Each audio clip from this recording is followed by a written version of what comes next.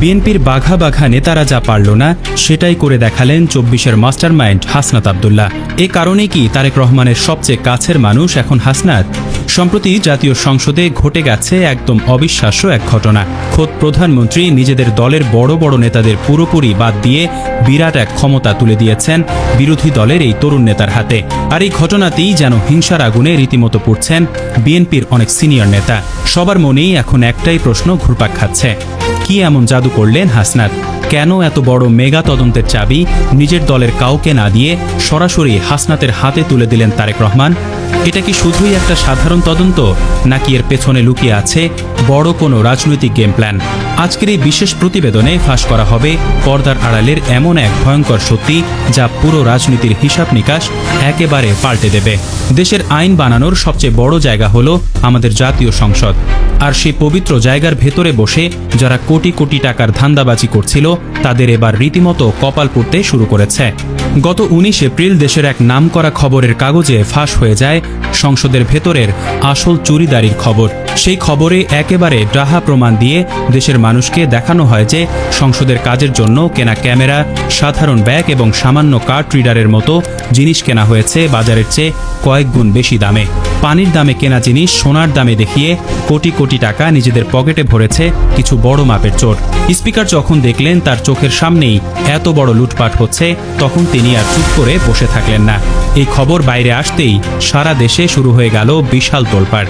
মানুষ বলাবলি করতে লাগলো, এত বড় জায়গায় এত বড় চুরি কিভাবে হলো, কারা করলো এই কাজ? অবস্থা একেবারে হাতের বাইরে চলে যাচ্ছে দেখে মঙ্গলবার মানব সম্পদ শাখা ১ থেকে কড়া নির্দেশ আসে। দুর্নীতির এই হাটে হাড়ি ভাঙার জন্য স্পিকারের কথায় তৈরি করা হয় ৫ জনের এক ভয়ঙ্কর শক্তিশালী তদন্ত দল। এই কমিটিকে সময় দেওয়া হয়েছে মাত্র ৭ দিন।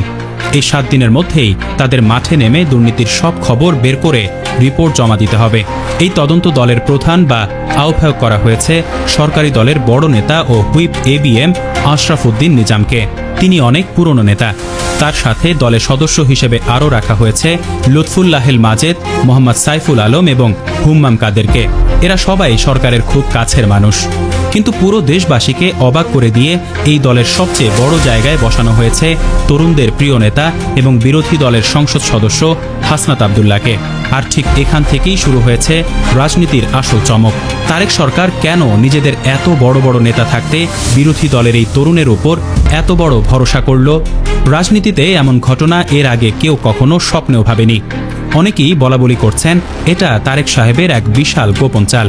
হয়তো তিনি চাইছেন প্রশাসনের ভেতরে ঘাপটি মেরে থাকা চোরদের ঘায়েল করতে একজন একেবারে পরিষ্কার ইমেজের তরুণকে কাজে লাগাতে।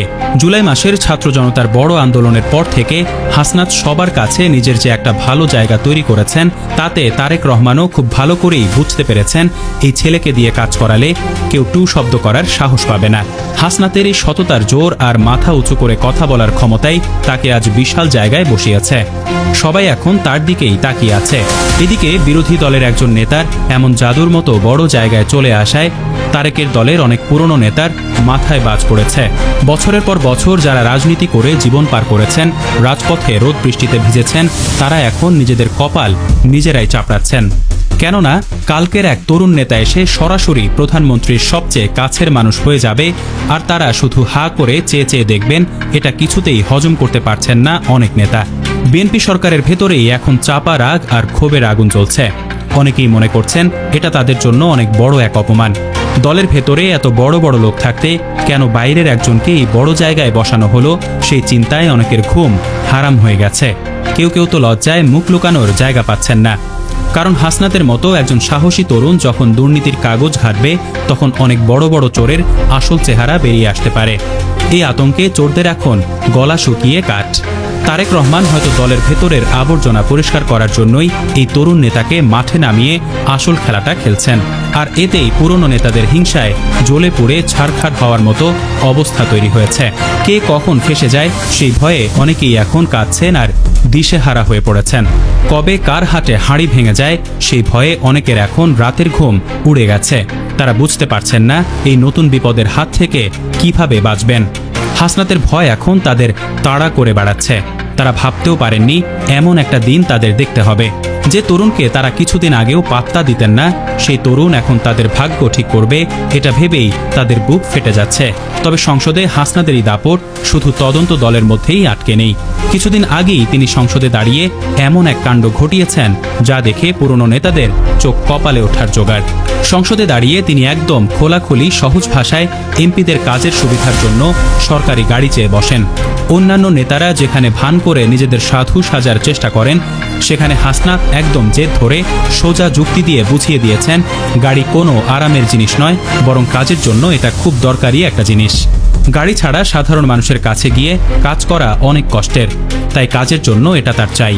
তার এই সাহসী আর শক্ত কথার পর সংসদে ট্রেজারি বেঞ্চে বসে থাকা স্বরাষ্ট্রমন্ত্রী একটুও রাগ না করে উল্টো মুচকি হাসেন। এই হাসির আসল কারণ নিয়ে রাজনীতির মাঠে অনেক কানাকানি শুরু হয়ে যায়। অনেকেই ভেবেছিলেন মন্ত্রী হয়তো তাকে নিয়ে মজা করছেন বা তাকে শায়েস্তা করার কথা ভাবছেন, কিন্তু ভেতরের আসল ঘটনা হলো এই হাসি ছিল এক বড় সম্মানের। স্বরাষ্ট্রমন্ত্রী নিজের অনেক দিনের রাজনীতির অভিজ্ঞতা থেকে খুব সহজেই বুঝতে পেরেছিলেন এই তরুণ ছেলেটির ভেতরে কতটা সাহস লুকিয়ে আছে। একজন সংসদ সদস্য হয়েও নিজের অভাবের কথা, অর্থাৎ নিজের কোনো গাড়ি না থাকার কথা পুরো দেশের সামনে এমন খোলামেলা স্বীকার করে নেওয়ার সৎ সাহস এখনকার সময়ে কেবলই হাসনাতেরই রয়েছে।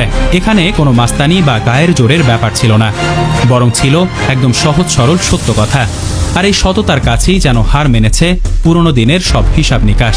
স্বরাষ্ট্রমন্ত্রীর সেই হাসি আসলে হাসনাতের এই সত্য বলার প্রতি এক বিরাট সমর্থন আর সম্মানেরই প্রকাশ ছিল। তিনি বুঝতে পেরেছিলেন এই ছেলের সাথে কোনো চালাকি চলবে না, সে যা বলবে মুখের উপর বলবে আর সত্যটাই বলবে।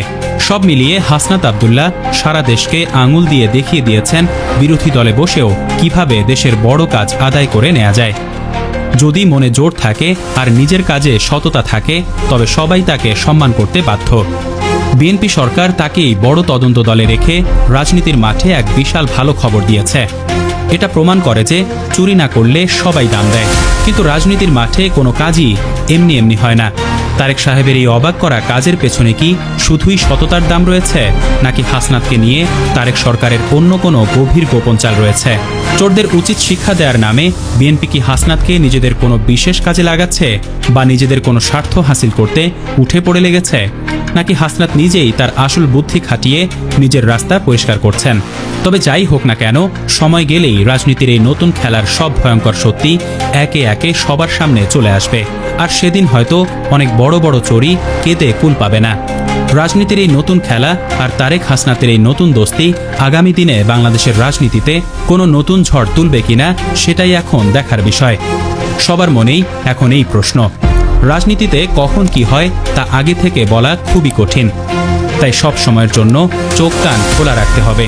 আগামী দিনে হয়তো আরও অনেক চমক অপেক্ষা করছে সবার জন্য।